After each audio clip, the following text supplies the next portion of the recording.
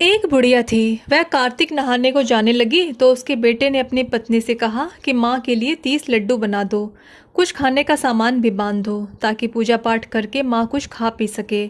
तब बहू ने जल भुनकर 30 लड्डू बांध दिए और बुढ़िया कार्तिक नहाने के लिए चली गई।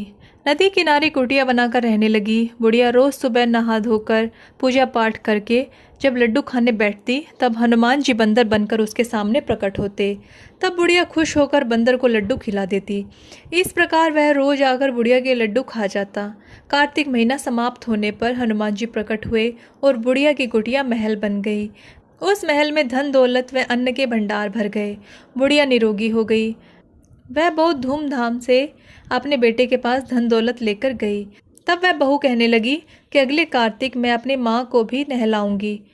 आया कार्तिक का महीना। उसने खूब सारा घी मेवा डालकर लड्डू बनाए, अपनी माँ को 30 लड्डू बांध कर दिए और माँ कार्तिक नहाने चली गई।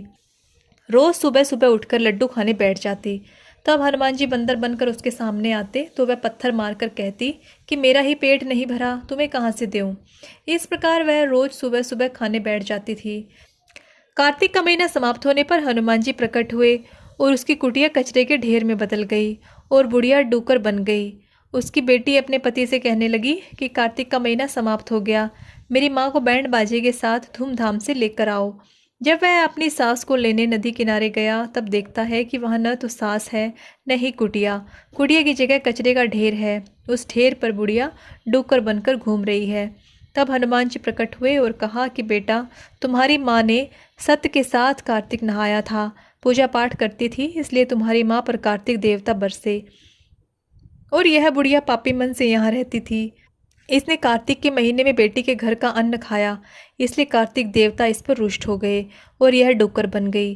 कार्तिक देवता जैसे माँ पर बरसे वैसे सब पर बरसे। कहानी अच्छी लगी हो तो लाइक करिएगा और चैनल पर नए हैं तो सब्सक्राइब ज़रूर कर लीजिएगा। धन्यवाद।